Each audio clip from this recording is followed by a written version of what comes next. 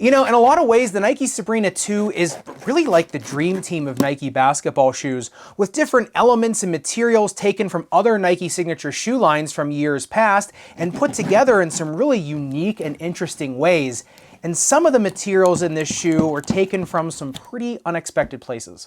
So, let's get into it. Now, the one thing I really appreciated about the uppers of the Sabrina 2s was all the bunting and padding in them. For this shoe being a very low top shoe, a very unencumbering shoe, right? It feels very light on foot.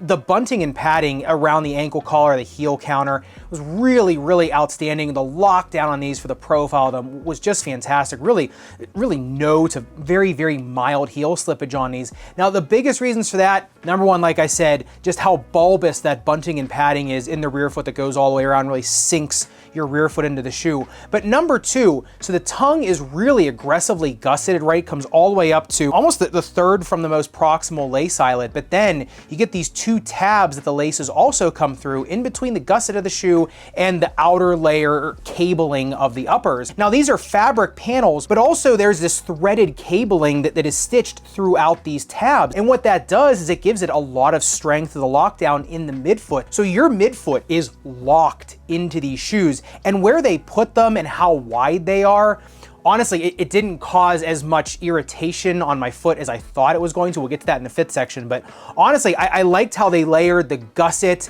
the external tabs, and then the outer layer of that cabling, because you look at the outside of the shoe, the outer layer, right, there's foxing that goes all the way up to the lace line. That lace line is reinforced throughout its entirety. You can see the cabling underneath of it, but like I said, it's fabric backed. And then the rest of it is also that really strong TPU cabling. So really for the uppers being pretty light, they're also very strong, and they were able to get in, I mean, a decent amount of padding in the tongue. It's padded where you need it, right? Where you'd really be cranking down the laces. Now, with that comes some other issues. If you look at the breathability tests on these things, there's no getting around it. They heated up 131.7 degrees, and that is really different from a lot of other Nikes we've been seeing that just do not get over 100 degrees Fahrenheit. These ones, you look at the breathability mapping of them, you can see it there. There's really no fog getting out of anywhere besides the sides of the tongue. Some of it started creeping out of the tongue, but really these things do hold on to some heat and moisture, and that's because there's just a lot of layering, and sandwiched in between those layers is thin but pretty dense padding. So yeah, you're getting comfort, and the one saving grace of that is all these materials are very, very light. So even though they are heating up, I did have these outside on an about 82 degree Fahrenheit day. My feet really did not feel bad. I was sweating quite a bit in these, so I could feel some moisture. Like I said, with how light the uppers are, that does kind of make up for, you know, that breathability and moisture profile. And on the upper durability test, 10 seconds highest grit sandpaper did this in 3 places, and the burr does start to work through pretty much all of them. The exposed TPU cables are actually the part of this that does the best. Honestly, there is exposed foam here. You do have some stitching coming right through here. So honestly, if you're a big dragger, slider, or really extreme everter, these are gonna start to look pretty weird. Most of that though is gonna come from the exposed foam getting beat up, as well as that stitching right here as well. But when I opened up the midsole and the teardown, I saw something I wasn't really sure I was gonna see again. The Sabrina 2s have the same double thickness shank that the Kyrie, player issued or game worn shoes have. These are the ones that I won at auction a few years ago and cut open. And these are the ones that had the double thickness shank for his model versus the single thickness shank, just the regular plastic shank on the consumer model, because he was dealing with some forefoot issues. He had these ones. I think he had a carbon fiber plated one as well. He kind of went through a few renditions, kind of see what would help him the most. And the Sabrina 2s, the consumer version, actually have the player issued double thickness Kyrie shank on them, which I thought was so cool. Now, the rest of it is a full bed of Cushion 3.0. It feels unbelievable, especially in the rear foot. It is very, very comfortable and plush. That shank is decently long. It doesn't cross any zones, but it takes up the entire midfoot. And you have a very, very thin zoom air unit in the forefoot. One thing I noticed though is, that shank is pretty supportive, and these shoes are meant to be more low to the ground, kind of more court feel type shoes, versus the Sabrina 1. You could really feel like your foot was interacting with the ground. These ones, you get the court feel, but you don't feel like you're pummeling fallen through them, which I thought really Nike kind of threaded the needle on that one really, really well. Now you also have in the rear foot, which I guess I should have mentioned in the upper section, but I'll mention the teardown, it actually has the same heel counter as in the KD line. That ridiculously thick heel counter gives so much stability to the rear foot, and I think that's one of the big reasons that the Sabrina 2 does not feel like a floppy mess. You've got a really supportive shank right where you need it, and then the heel counter on these things right where you have the really, really, you know, soft, very, very spongy and pillowy feeling Cushlon 3.0 foam. You've got this ridiculously supportive piece of plastic right above it, so you never feel like the rear foot's gonna crumble on itself versus some other shoes that have that really pillowy, very soft foam in them. A lot of times you feel like you just pummel right through them, and these ones, they really do hold their own against you. And if you look at the bounce height test on these things, another really pleasant surprise, 39 centimeters in the rear foot and 46 in the forefoot. And that Cushlon 3.0, a lot like Formula 23 has been recently, has just felt a lot more lively, like it's given a little bit something back. It's not just a pillow to crash on. So honestly, this here in terms of court feel as well as support, I think that Nike really kind of nailed this midsole just straight down the tee. And looking at the outsole tread, it is a full-length tread pattern. In the rear foot, you got this broken up radial pattern. It almost gets to a linear pattern in the midfoot, and then it opens up into this razored herringbone pattern with really wide gaps between each line of tread. That allows a lot of interaction, and because, like I said, you sit so low in these, you can feel the ground so well in these things, that really does give a lot of really nice tactile sensation. You look at it on the grip test ramp here, slips at 42 degrees, which, yeah, on a hardwood court, initial grip on these, absolutely fantastic. These things stop on a dime. They do go through a little bit of a dusting phase, but because the gaps of tread are pretty wide, and because the rear foot and the forefoot interact pretty well together, it's a full-length tread pattern, you got this ridiculously wide and just chunky clip flange here made of rubber here for a lateral flange. Honestly, the grip is very consistent both on indoor courts and outdoor courts. A quick palm wipe really on either makes these a very, very consistent shoe. You look at them on the viewing box, you can see the whole shoe kind of moves as a wave. You can see like where those treads interact with that wide gapping. If you can get these in XDR rubber, the EP version of these shoes, they'll do fantastic outdoors. I had a great time playing these outdoors, especially because number one, that Cushlon did not bottom through and I wasn't getting pummeled by those outdoor courts. You probably see on my knee, I got some taping. There's a little bit of jumper's knee I'm getting over, and I thought I was gonna get crushed in these. Felt fine. But speaking of those outdoor courts, if you look at the outsole durability test on these, 10 seconds highest grit sandpaper, I mean, yeah, about millimeter of damage on these things. So the standard version, like I said, keep them on indoor hardwood rubberized. But if you can get them in a tougher rubber, yeah, I think the outsole will be okay. It'll give you a good profile. It's just that, remember, dragging or sliding, if you're a huge everter, just remember there's that issue as well at outdoor courts. But putting that all together, the speed ratio of the Sabrina 2 comes in at a 3.2,